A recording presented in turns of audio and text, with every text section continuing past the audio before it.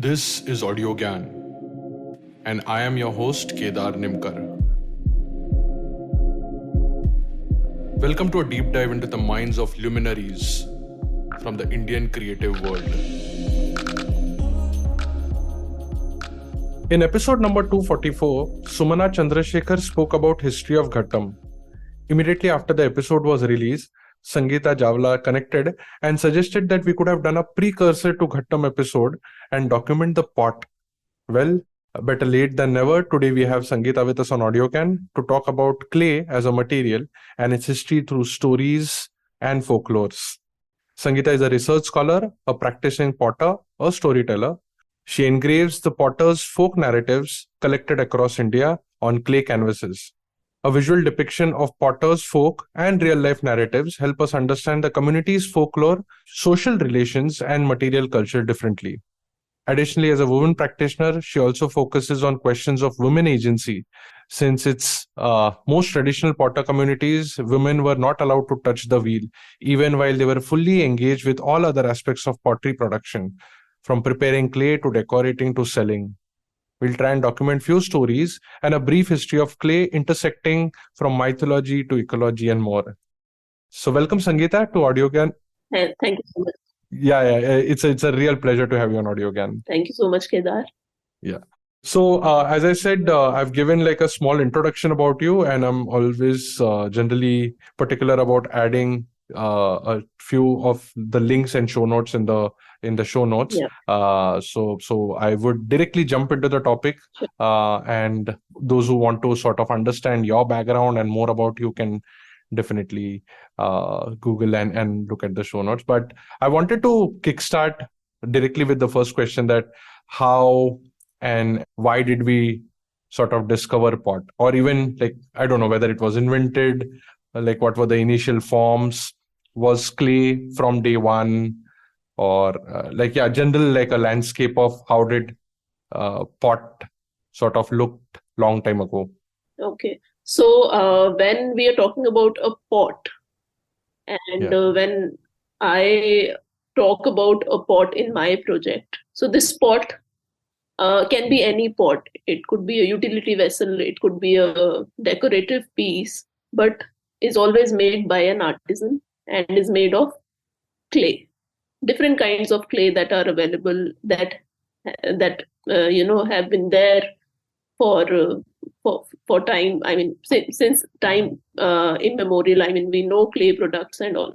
So this pot is not just a pot. I mean, if we talk about the shape of the pot, so it could be any shape. I mean, it's a multi-utility vessel, and we trace the history or in studying the Indus Valley civilization when we talk about the Indian pot, because my work is also about Indian pottery. So I would, go back to the Indus Valley civilization where the Indian pot was discovered. And since clay was easily available, it was procured for the usage of making these pots. They were utility pots. They were even used for the kids for making their toys, and even the dead were also buried with the pots. So this was one of the traditions due in the Indus Valley civilization. And if we talk about the clay, the clay was it was found in varied colors. Red and black were mostly seen in the terracotta vessels. And they were not just plain shiny pots. They had many pictures and engraving drawn on them. These pictures, the ideas were coming from the flora and fauna, that is their surroundings. And the pot was made not just on the wheels. I mean, wheels were existing at that time, and as per the research is concerned around Indus Valley civilization and the clay terracotta pots. So wheels were available. People were making it on the wheels, and there were hand molded pottery, and not just pottery. I mean, not just the utility vessels, but various figurines, even masks and toys. So many things were available during that time, and since then the ideas, people have been using the same ideas, and people have been drawn towards clay and using them in their own manner. So that's how, the pot clay is discovered. I will add Hmm. one more point here. So in the traditional and studio pottery, which are two different traditions. In the traditional pottery, we have kullad for chai. We did not really have cups over there. The Hmm. mugs, the proper rectangular shaped cups. But in studio pottery, the very first thing that are taught to us is making a cup, which is of course very difficult. I mean, it takes a lot of time and practice, and it's a work of patience. So that's how even the you know uh, shape of the cup, this particular kulhad. So kulhad was actually part of this traditional pottery, but cup came through the studio pottery. And again, I'm talking about Hmm. the Indian context. So Got it. yeah. So this kullad is, sorry if I'm not able to place it correctly, and it's difficult for you to sort of visualize as well because it's a podcast. But rectangular, and I mean, it's like how like Okay, is it so has got like straight yeah, walls. yeah, yeah. It has straight vertical walls, and even the Hmm. base is also very straight. It's not a rounded base. Kulhad is Hmm. mostly rounded. I'm differentiating between a kulhad and a cup. Kulhad, which is Okay. Okay. traditional pottery, cup is a studio pottery. So, Got yeah. it. And sorry to interrupt, but I mean, we don't need like really the wheel to make the rectangle one, or do we need for that as well? No, no. We do use. I mean, even hand molded. There are a lot of good potters. They make it with their hands, not using the wheel. But yeah, in studio pottery, the cup is actually made, that rectangular cylindrical cup that I'm talking about. So that is made on the wheel itself, and that is the trick. I mean, Oh. it takes a lot of time and patience when we are making that particular cup on the Hmm. wheel. Got it. So I'm little digressing from what we discussed, but when it started, I'm sure there must be some sort of tinkering around the material and like figuring out what can we do with it.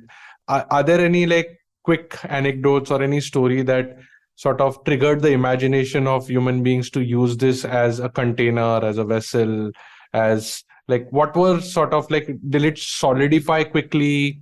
Or when the wheel was not there, what was like the drive to make something like that? So since I mean, clay was easily available, and when I'm saying clay, I'm talking about terracotta here.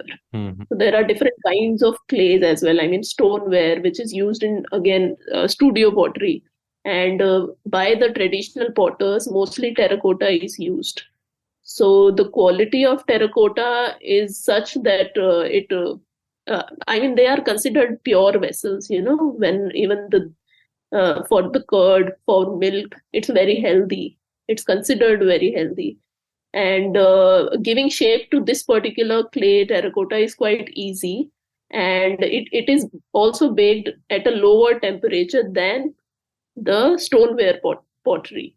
And we also know the color of this particular clay, the clay color, that mitti color that we see. So this is the terracotta clay that gives the particular color. And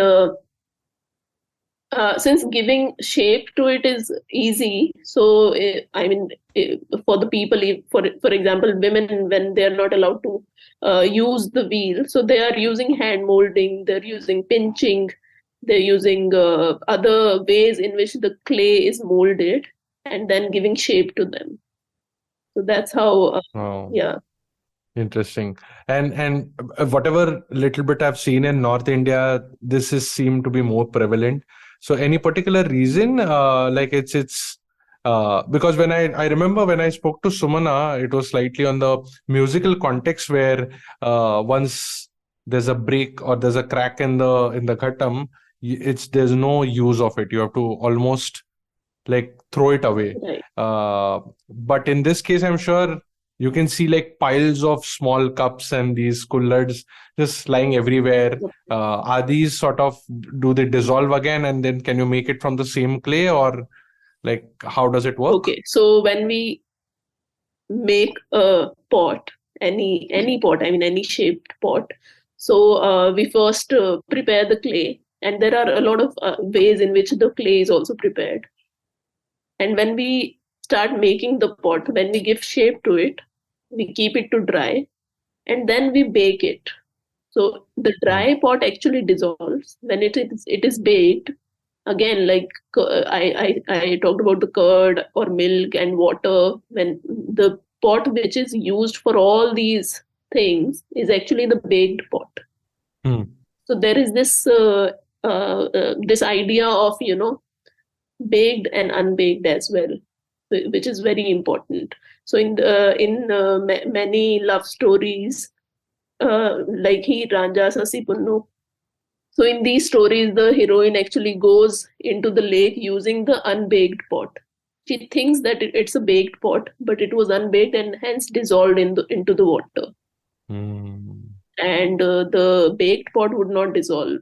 Baked pot is stronger. But in the idea that mitti se mitti mil jana, the clay dissolves, and the clay becomes clay. So that particular clay is actually the unbaked clay only. Hmm. Hmm. The baked clay is mostly used by the traditional potters in the baking process. So they use it. I mean, in their kiln, in their bhatti, they keep the pots, the pots that they make, and then these broken shards are actually used for covering all the vessels. Hmm. They are always used and reused. They don't really throw them. So that's how, in multiple ways this particular clay and the products, baked or unbaked, are used and reused. Wow. Great. So slightly changing tracks here. Can you sort of talk a little bit about the narratives, which has been your sort of core focus as well, around the Yeah. title of potters? From what I know Kumbhar, but when I was going through like some research, Prajapati is something. So can you talk a little bit about that? Where did these words came? How do these people got these titles? Are these titles generally about it? Okay. So here, I'll start with the introduction of my research only, Yeah. which I'm conducting from last 6 to 7 years. And I'm a research scholar in English literature, and my thesis is based on the study of material culture, social relations, and folk narratives of the community of potters.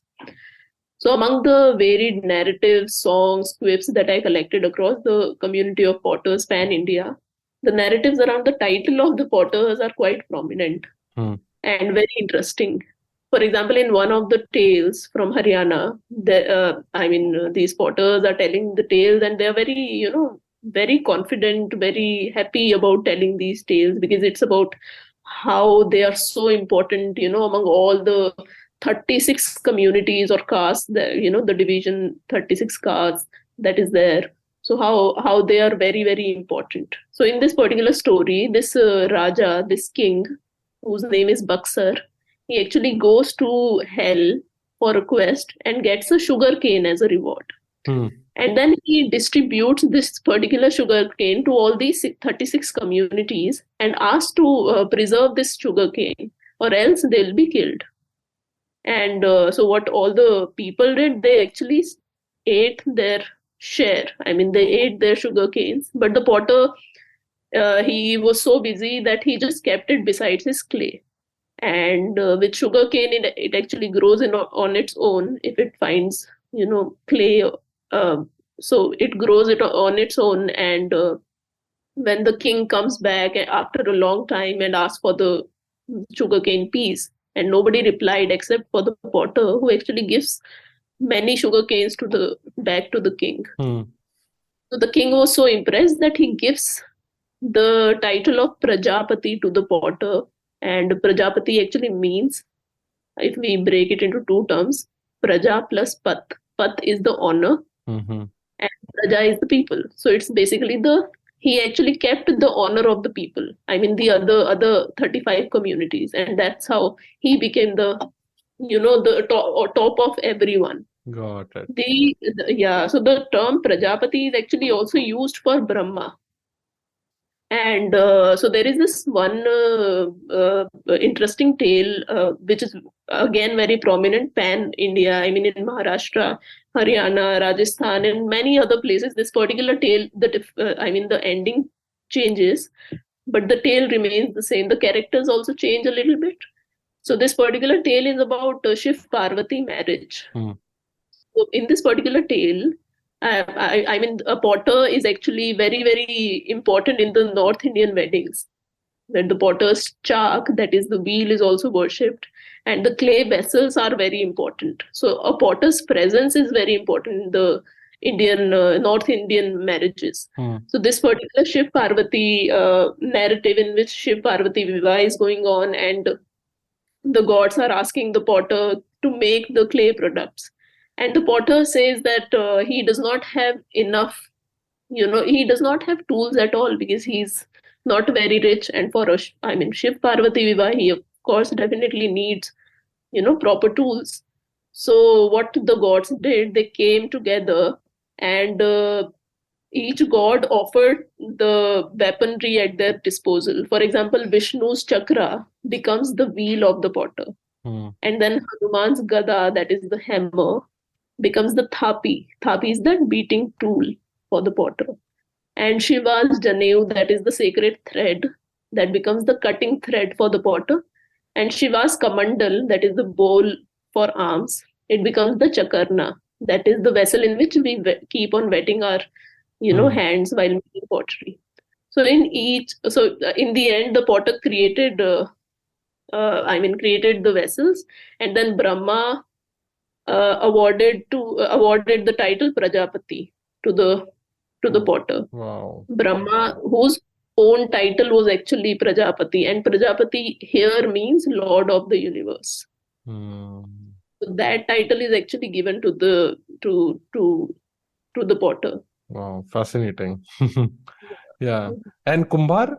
Kumbhar is actually, I mean, a potter is translated in Hindi as Kumhar in North India, I mean, Hindi. Hmm. And in various languages, I mean, in Maharashtra, in the southern belt, he's called Kumbhar. In Sanskrit derivations, there are terms like Kumbara, Kovara, Kanares. So all these Kumara or Kumarullu in Telugu, and in Tamil it's called Kusavan or Kulalan. In Malayalam it's called it's called Kusavan, and Kuyarun as well. So it's actually that is more linguistic. I mean, it based in the context. So it's basically the translation. Kumhar or Kumbar is the translation, Hmm. but Prajapati is actually a larger. There is a narrative. There are a lot of narratives behind this particular term given to the potter. Got it. And these like Prajapati is the most well known, or there are other names as well apart from For the the potter, yeah. yeah, no, there are different names depending on, because potters are also divided. For example, in Haryana, there are six categories among the potters. So all the Wow. six categories also have their own names. And for example, there is one I remember in Haryana, Gola Kumbhar, and those are the Kumbhars that make the pottery. The Hmm. others, for example, some owns a donkey, and so there is a significance to each particular division. And I'm just talking about Haryana here. In each section, I mean, as far as I've read, in many states, I mean, the division it differs accordingly. Hmm. So there are multiple categories among the Kumars as well. So Prajapati title is used by a lot of them, and many other titles. It's not just Prajapati or Kumar. Sometimes they also just name them as like Sangeeta Kumhar. So something like this. But Prajapati is the title mostly used across. Got it. Got it. So speaking about donkeys is like my next question, which was like what seemed to have come a very long way. It has connected many things.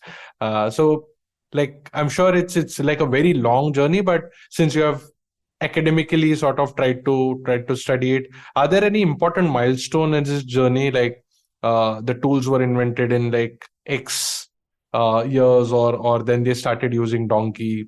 Maybe you want to like touch upon the gender aspect of it.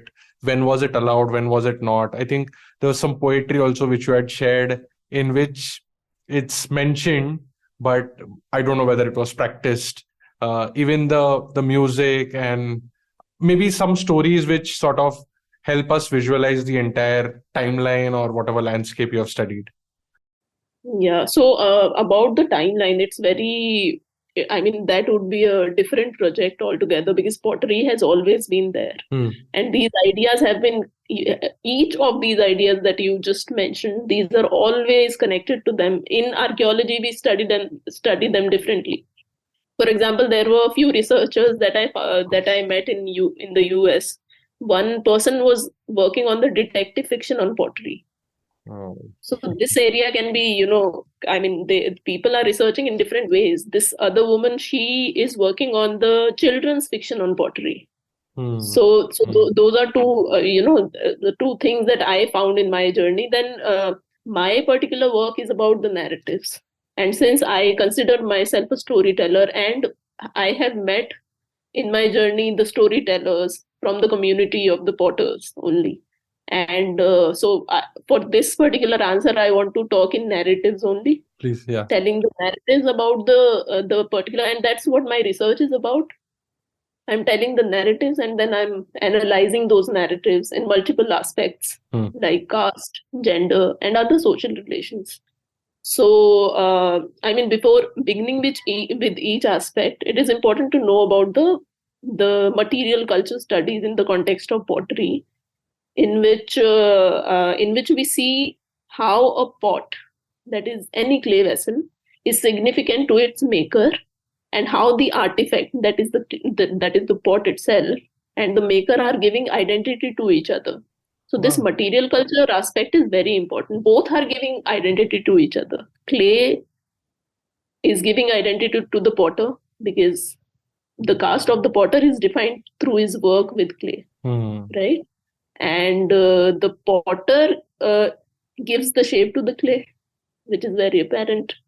So I'll give answer to this particular one. In There are two Urdu couplets that I found, Hmm. and we see this particular analogy of this relation between a clay and a potter, or a wheel per se. So this first Urdu couplet by Abhishek Shukla, it goes like, जिंदगी चाक की गर्दिश के सिवा कुछ भी नहीं, मैं अगर कूजागरी छोड़ दूं तो मिट्टी हो जाऊं. So very philosophical again. If a potter whose nature, occupation, or identity is to make the pots, and if he leaves it, he will have no identity of his own. The Hmm. kumhar, the kumhar is only to, I mean, the name kumhar itself, his occupation is based on pottery, and if he leaves it, he becomes clay himself. Beautiful. So this is one. And by Munawwar Rana, there is one another beautiful couplet. मैं हूँ मिट्टी तो मुझे कूजागरों तक पहुंचा, मैं खिलौना हूँ तो बच्चों के हवाले कर दे. So Hmm. again, that mitti and kuzagar is basically the potter. Hmm. So if you think that I'm just clay, then leave me to the potter. Send me where I belong so I can be of some use. So clay's identity is when the potter is using it. Otherwise, nobody counts it. Hmm. Hmm. So coming back to the narratives, I mean, the tool story I already talked about in the Shiv Parvati Viva. Uh, about the wheel, the spinning of the wheel, there are many narratives about the spinning of the wheel itself. Even the gift of spinning of that wheel is given by gods. And this other tool, which is a tapping vessel, a tapping tool, with which we tap the clay vessels, is very important and is used in the philosophical and bhakti narratives. So I'll tell one tale here of Gora Bhakt Kumbhar, who is a 12th century Bhakti saint born in Osmanabad, Maharashtra. So he was invited to this gathering of with other saints, where he had to bring his particular tapping tool, and he was asked to tap this tool on the foreheads of the young bhaktas of that time. I mean, he was the oldest one. So there were other bhaktas like Namdev, Chokha Mela, Muktabai, and others. So by tapping these foreheads, he was actually telling if this particular human body, which is actually a pot, I mean, which is Wow. considered here a clay vessel, is baked or not, that is knowledgeable or not. Amazing. So that's how this tool narrative is very, very interesting. I mean, each tool has a particular narrative to it, and this tapping tool is used here. And when it comes to the donkey tales, we get to see that how the naivety of the donkey is related to the naivety of the potter. So in the potter tales, the potter is a very, very naive man. He won't have anything to do with the monetary aspect, and he is not the one among the caste folklore who gets the money. So he always gets a what? Clay, mitti, a donkey as a draught animal. So donkey is a draught animal to the potter, and how the potters are naive and lose material wealth and frowned upon for being the owner of the donkey. And in the narrative, the donkey is depicted as a talking animal as well, who brings miracles to the life of the potter. And the donkey is also seen in the caste narratives of the potter, again because of carrying loads, and even carrying loads is similar to the caste burden that is carried by the potter. And the element of cleanliness and purity is also considered when it comes to the donkey narratives. And in one particular tale, it is told that this potter was telling that how the donkey actually becomes the draught animal to the potter, like how donkey came into being in the life of a potter. So once the potter goes to God and says that demands for an animal which he can use in his pottery for carrying loads and all. So God's gives. He does not ask for a donkey. He just says that I want an animal, and God gives him an elephant. And the donkey then says that I don't have a big house. I cannot feed this big an animal. So can you give me? The potter says. The potter says that I cannot feed this big an animal. So through this, we also see that how the potter does not have a big house. That means the potter is not rich. So this particular story is telling all these, elements. I'm talking about all these elements. Then then God gives him a camel, and because of the humps of the camel, the potter says that I cannot load my clay, and I want an animal whose maintenance is very easy. I don't have to feed. So in the end, he gets the donkey. So that's where the donkey comes, and in the narratives of the potters. It's so fascinating. Sorry, so we are getting into this gender aspect, and I want to just double click on it further. But before that, there's also one story which I heard about. I think Kumbhar, Gora Kumbhar only from Maharashtra, where he, in the Bhakti sort of zone, he stamps on one of his child, something like that. You are aware of it? Yeah, of course I am. I'm trying to write the paper on this. I got to know that there is a potter existing in the Bhakti tradition, and the potter actually has more than 15 temples in Maharashtra. Wow. And all these Bhakta temples are actually, almost adjacent to the main Vithal's temple, which Vithal again is one roop of of Vishnu. So incarnation. So I went to Maharashtra to explore. I wanted to know the story of this potter because there were a few texts that were available, but again in Marathi, and they were not really available. I could not to get them delivered in Delhi. So I seriously wanted to go there, visit the temples, listen to the stories by the bhaktas there. So I went there, and I went to Osmanabad, Alandi Devachi, Pandharpur, the largest pilgrimage site. And I got to know the whole story, that how he stamps on his there was just one kid only, and he stamps over his toddler, and then there is this depiction that the blood and mitti becomes one. The potter could not see it because he was too much into the bhakti of Vitthal. And then the wife comes and then starts scolding, Goroba, his other name, Gora Bhakta or Goroba. And then the miracle happens where the Vitthal and his wife comes to help in the business of pottery for this potter.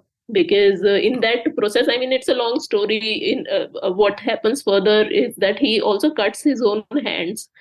So there are no hands. So he required hands to make his pottery. So that's why Vitthal and his wife comes. So this analogy of, using hands, wheels, like hands and wheels are very much used alongside. If there is no wheel, then only hands can be used. And again, the gender aspect come there, because women, if they are not allowed to use the wheel, so their hands come into the work. And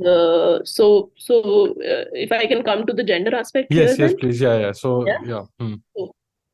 So in women in the potters' families are mostly not allowed to touch the wheel. It still happens. It is still practiced, and I have mostly heard the stories from North India. So touching the wheel and giving shape to the pots has been a male prerogative and a taboo for women. But instead, women, mark their place in by using hand molding, pinching, slabbing, and other processes. So in Rajula Shah, the documentary maker, so she actually documented these three women from three different states. One was from Manipur, the other was from Rajasthan, and the third one from MP. So these women were making their own spaces by creating their own vessels without using the wheel. So very beautifully, Rajula Shah says in her movie that how the woman becomes the wheel herself. So, for example, this was told in the context of Manipur. So, what happens when a potter makes makes a pot? So, the potter is sitting, the wheel is rotating. But here, because there is no wheel, it cannot rotate. So, what they do, they use a plain surface.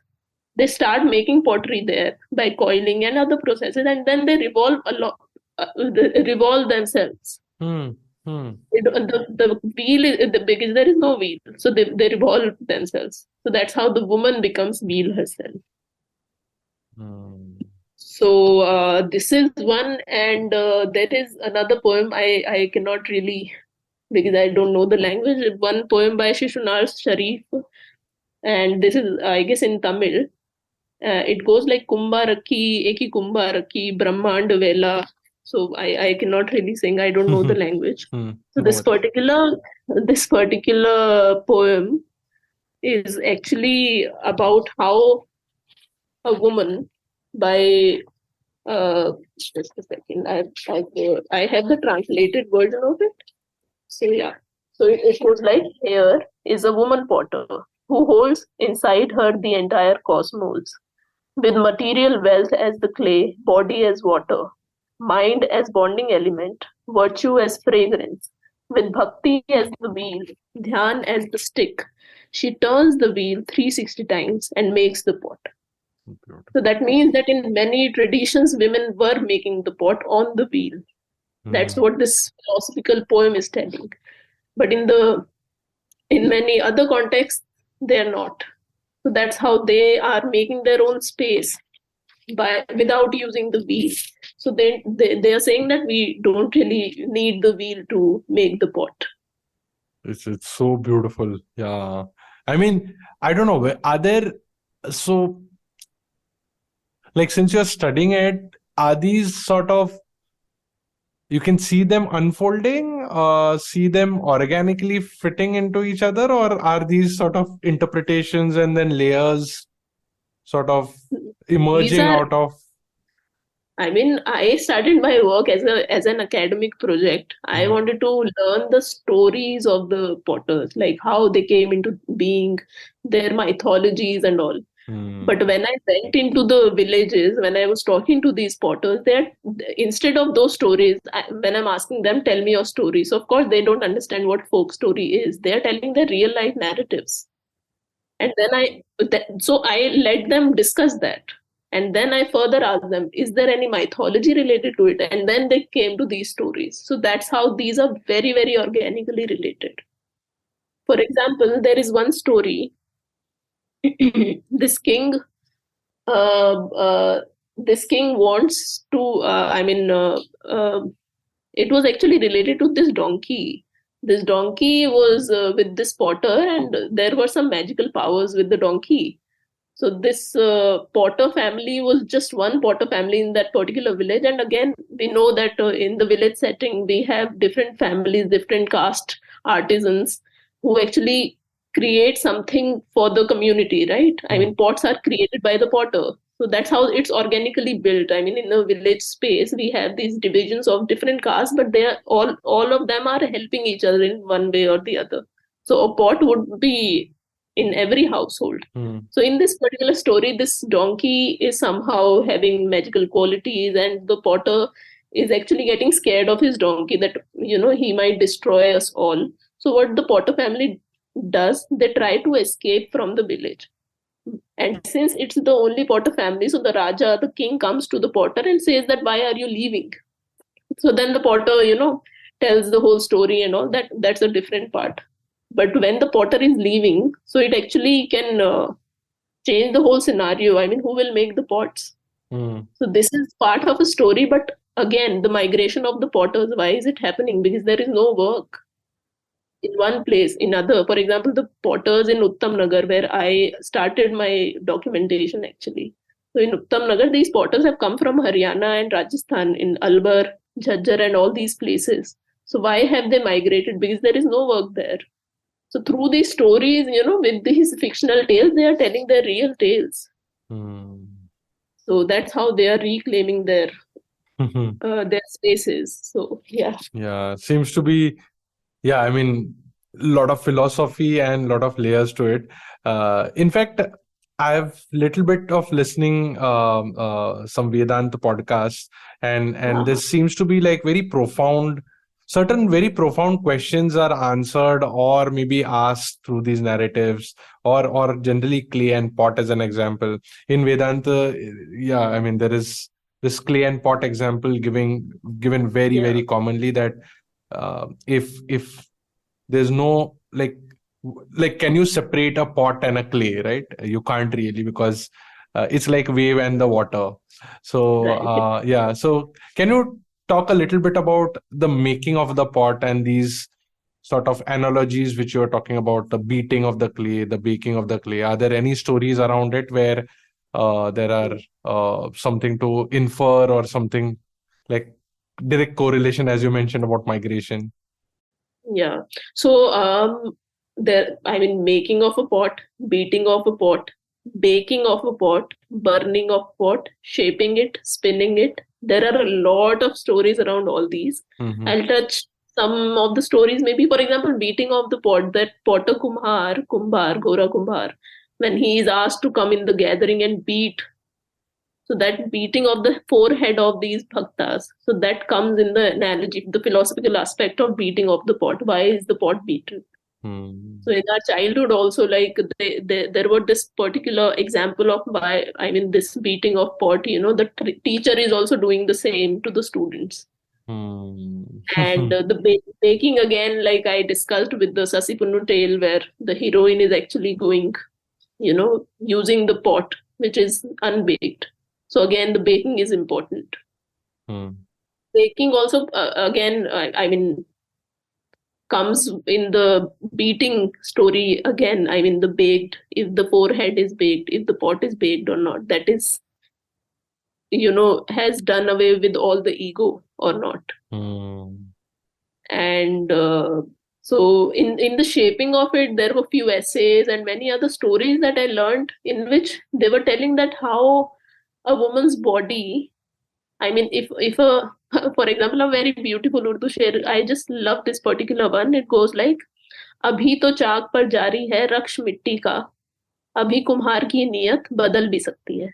Hmm. The dance of the clay is going on to the wheel, and the pot can, I mean, the potter can change the shape of the pot anytime. Hmm. So So beautiful. if, yeah, and in many essays it was, I mean, analyzed that how a woman potter would make the pot little bulgy with a sleek neck, and a male potter would make it, for example, even Sumanna shared in one of the tales that how the stomach of this particular person is very big, so his potter friend suggested to him to start playing a vessel which actually looks like his stomach. So to Hmm. hide that stomach, he actually makes a stomach like pot for him. So the shaping of the pot is very much human like. It has a base, it has a neck, it has a belly, right? Hmm. About the spinning of the tail, I will come to the Vedanta philosophy, Hmm. Advaita Vedanta, where Vivek Chudamani was written by Sri Shankaracharya and translated by Swami Madhvananda. So in this particular book, I found these two beautiful shlokas, and I'll just read the translation. For Sure. example, one is, through the self of everything that exists, this Atman, itself assuming the limitation of buddhi and wrongly identifying itself with this totally unreal entity, looks upon itself as something different, like earthen jars from the earth of which they are made. Hmm. So again, looking man is very, again, the ignorance, Yeah. and how ignorant man may consider earthen pots as something different from the earth with which they are made. In the other shlok, it is, I mean, this is also very beautiful. This is about the spinning of the wheel. So it says that the man of realization, bereft of the body idea, moves amid sense enjoyments like a man subject to transmigration through desires engendered by prarabdha work. He himself, however, lives unmoved in the body like a witness, free from mental oscillations, like the pivot of the potter's wheel. So here it is said that Very powerful. how we consider ourselves to be moving with the wheel. But no, that is not true. We are actually at the pivot. We are just looking at the world. We are just looking at the movement of the world. So that's how the in the philosophical aspect it goes. There is again in the Zen Buddhist tradition, which this teacher of mine, her name is Smriti Vohra. She works with Zen Buddhism, this philosophical tradition. She is also a potter herself, and she engraved the narratives of the Zen Buddhist tradition. So once, I mean, this particular one she shared by Milarepa, who says that even the earthen pot, by once having existed and now by existing not, demonstrates the nature of all conditioned phenomena, but more especially it symbolizes human life.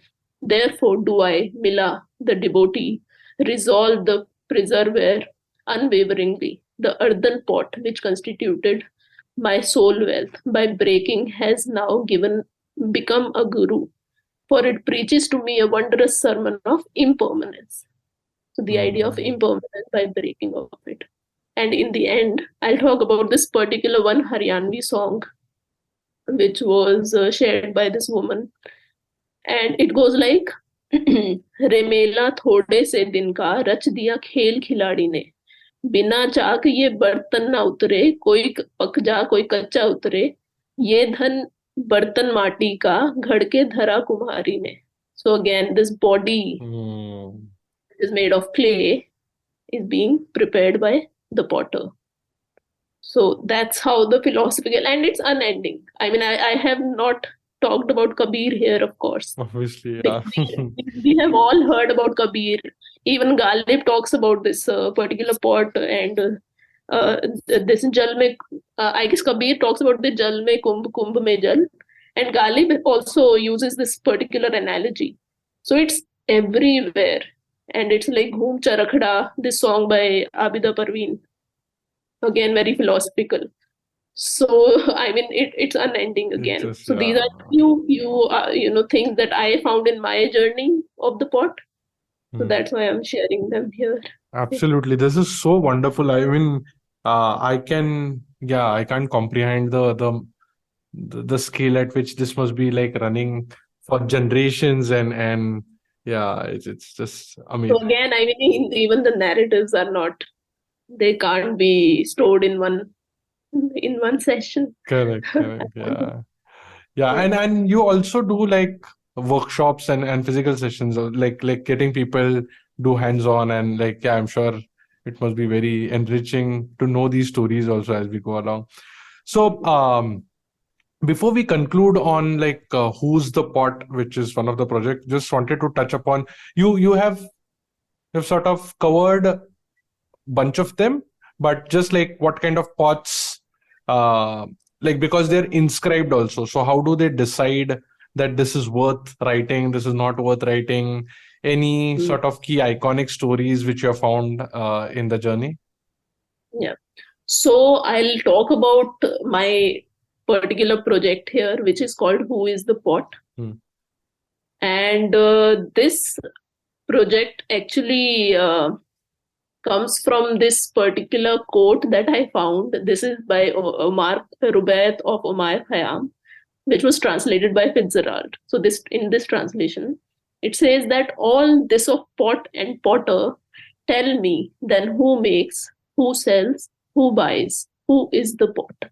So when I read it, I was very, very intrigued and I started looking for the answer that what is this pot? So I was looking at it at as personification, that Hmm. who is this pot. So when I'm talking about a pot, it could be any shape, it could be any material, and it could be any maker. So the Hmm. pot, the potter as well, female, male, and again the caste aspects as well. So this pot actually contains all of it. So when my I say my project is called Who is the Pot, so it contains everything. Ghada kaun hai? Hmm. So the pot here is any clay object which is handmade and whose association with the maker is very intriguing. In my particular work, along with the narrative that I had documented, collected, that I shared with you, there are a lot more that I could not. But what I did in my journey, I started because I was so intrigued by the stories, the narratives, and they're also talking about the texture of the clay. Whenever they, I mean, of course, it's their material. So when they're talking about their caste and gender aspect, they're also talking about clay as a material. Hmm. So I was intrigued by the material itself, and I thought that I should also start, learning it. I mean, what is it about clay? What is so uh, Meditative what is so also. important? Yeah, of course it's very meditative. So what is so important about this clay? So when I started making it, I realized of course it's meditative, it's a time consuming work. Hmm. And again, the purity question, why they are saying that it's not, we are considered as dirty. And so why it's considered as dirty, even when I mean, all the potters out there, they know that how dirty it gets. Hmm. I mean, all our homes, wherever we are practicing pottery, it's mittis everywhere. So that's how, so this practical knowledge made me realize the stories, the aspects in the stories that I learned from the potters. And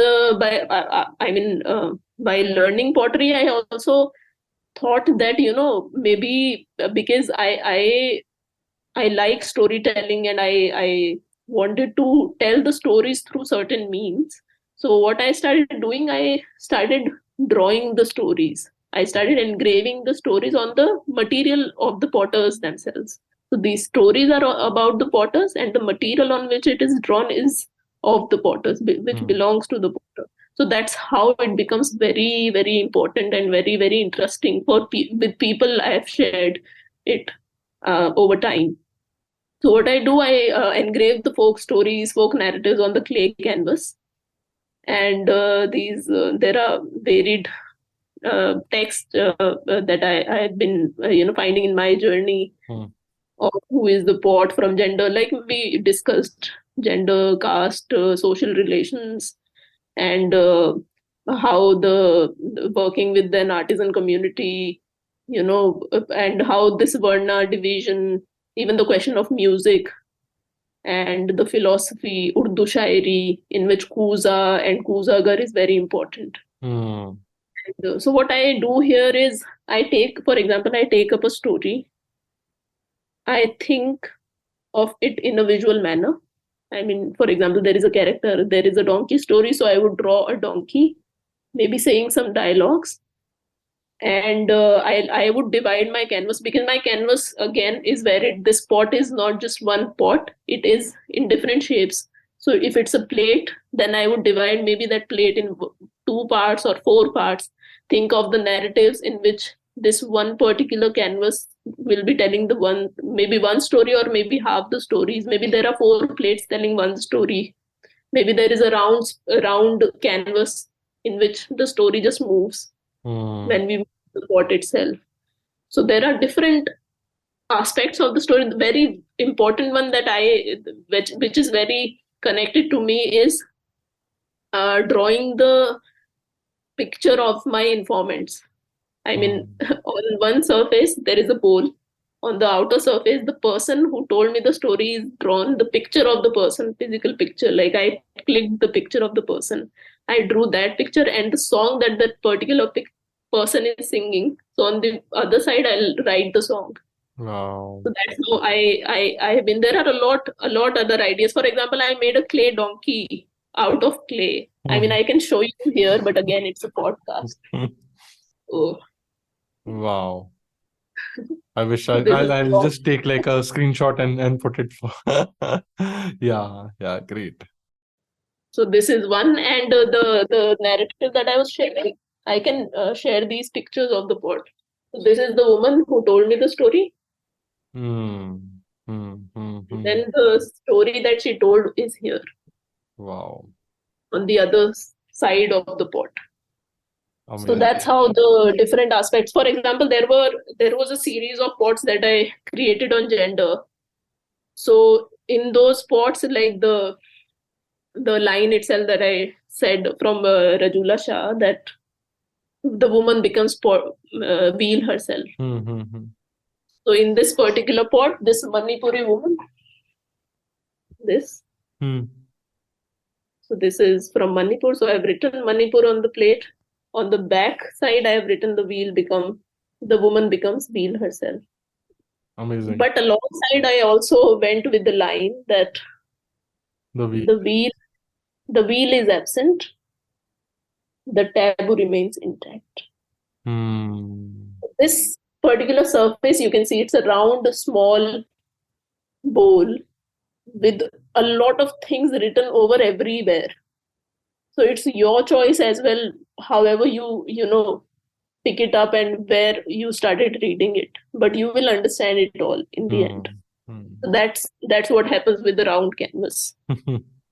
And for example, there is a bowl in which a bhatti is shown, Hmm. Got it. and on every side the names of bhatti in different languages: Kil, bhatti, Ah, wow. ava, Hmm. and on the surface it looks like a bhatti. Amazing. Just beautiful. So this is what my work is. Cool. I like, yeah, I can just keep going on and on. But maybe for this particular episode, um, we'll conclude. And I would Yeah, really love to have another session where we can go deeper into sort of the research that you have done and pull out more stories which can be documented. But yeah. yeah, I think this is a good note to end. Thanks a lot, Sangeeta, for giving your time.